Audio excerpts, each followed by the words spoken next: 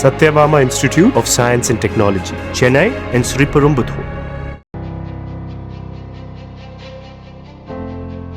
தென்னிந்திய சினிமாக்களில் ஆரம்பித்து பாலிவுட் வரை உச்சத்தில் இருந்தவர் 80s 90sகளின் நாயகி ஸ்ரீதேவி. தயாரிப்பாளர் மோனிக் கபூரை திருமணம் செய்து கொண்டார்.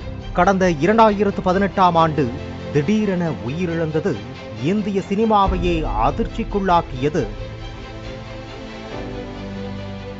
துபாயில் திருமணம் ஒன்றில் கலந்து கொள்ள சென்ற போது பாத் டப்பில் மூழ்கி உயிரிழந்ததாக கூறப்படும் நிலையில் அது தொடர்பாக இன்று வரை அவரது ரசிகர்கள் கேள்வி எழுப்பிக் கொண்டிருக்கிறார்கள்.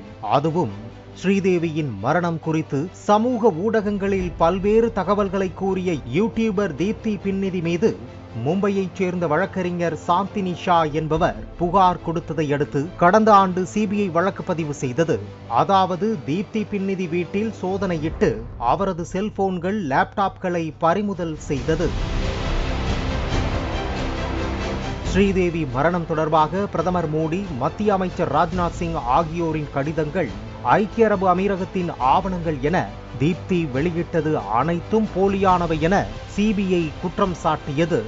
இதனைத் தொடர்ந்து யூடியூபர் தீப்தி பின்னிதி மற்றும் அவரது வழக்கறிஞர் காமத் ஆகியோருக்கு எதிராக டெல்லி சிபிஐ நீதிமன்றத்தில் சிபிஐ குற்றப்பத்திரிகை தாக்கல் செய்தது.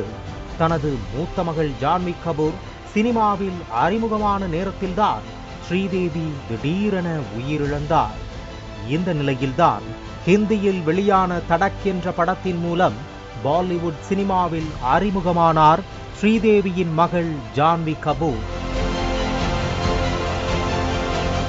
இதனைத் தொடர்ந்து ஹிந்தி சினிமாவில் கோஸ்ட் ஸ்டோரிஸ், ரோஹி, குட்லக், ஜெர்ரி, மிலி உள்ளிட்ட சில முக்கிய படங்களில் நடித்து கவனம் பெற தொடங்கினார். இதனைத் தொடர்ந்து தெலுங்கில் ஜூனியர் என்டிஆருடன் இவர் நடித்த தேவாரா படம் சுமாரான வரவேற்பையே பெற்றது. ஆனாலும் தன்னம்பிக்கையோடு போட்டோ வீடியோக்களை வெளியிட்டு இணையத்தை ஆக்கிரமித்திருப்பவர் ஜான்வி கபூர். அதுவும் சமீபத்தில் இவர் வெளியிட்டுள்ள புகைப்படங்கள் அவரது ரசிகர்களை வெகுவாக கவர்ந்துள்ளதோடு இணையத்தையே மிரள வைத்திருக்கிறது. ஸ்ரீதேவியை ஜெராக்ஸ் எடுத்தது போல இருக்கிறார் ஜான்வி கபூர் என்றும் கமெண்ட்கள் குவிந்து வருகின்றன. இந்த நிலையில் தி பாரடைஸ் என்ற தெலுங்கு அதிரடி த்ரில்லர் படத்தில் ஜான்வி கபூர் நானியுடன் இணைந்து நடிப்பதாகவும் 2026 மார்ச் 26ஆம் தேதி இந்த படம் வெளியாக இருப்பதாகவும் தகவல் வெளியாகி உள்ளது.